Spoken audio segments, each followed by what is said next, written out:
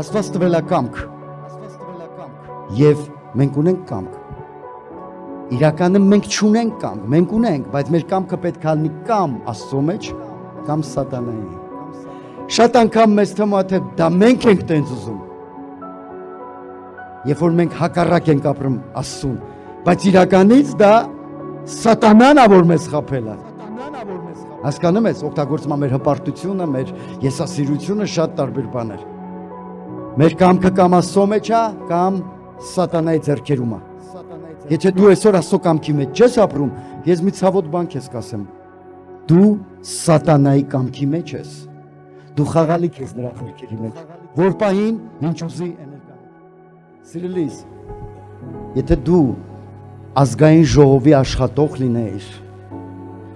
եւ պարոն Փաշինյանը քեզ միլիոնից ավել աշխատավարձ նշանակած լիներ, հաստատ բաց չէր թողնի ոչ մի հնարավորություն գտնվելու քո աշխատանքային վայրում, բայց սա ավելի լուրջ տեղ է, սա բարձրյալ Աստծո ներկայությունն է, սա Աստծո արգանդն է, եկեղեցին Աստծո արգանդն է, որտեղ ես ու դու ձևավորվում ենք։ Երեխեն, երբ որ շուտ է ծնվում ժամանակից, նրան դնում են հատուկ ակվարիումի մեջ, հատուկ շլանգներ են միացնում, հատուկ ապարատներից, հատուկ կերակուր, ինչի համար, որ նա զարգանա, որ նա աճի։ Ու երբ որ գալիս է ժամանակը,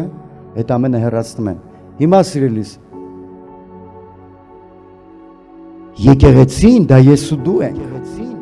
եւ մենք պետք է սիրենք միաբանությունը, միաբան հավաքվելը, միաբանության մեջ Աստված կա, Աստված գալիս է, դու տանը երբեք չես կարա հոգևոր աճես ու զարգանաս, եկեղեցին դա Աստծո արգանդն է, միաբանությունը, երբ որ մենք հավաքվում ենք,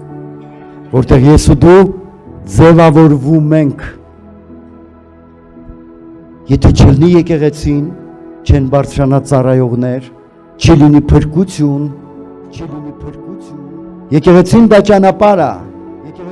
որով մարդիկ կարող են գամ բժշկվել եւ ազատագրվել։ Եթե չլինի եկեղեցին, փրկություն չի լինի։ Եթե չլինի եկեղեցին, երկինք գնացողների քանակությունը կկրճատվի։ Բայց մի օր մենք երկնքում պետք է հանդիպենք բոլոր նրանց, ում քարոզել ենք, ովքեր ընդունել են Հիսուսին, ում հետ աղոթել ենք, ում հետ փառաբանել ենք, ում աչքերը բացել ենք, ում հետ աղոթք ենք արել, որ ընդունեն Հիսուսին Տեր ու Փրկիչ։ Այդ բոլոր մարդիկ երկնքում քեզ են սպա։ Գիտես, երբ որ Ստեփանոսին քարկոծում էին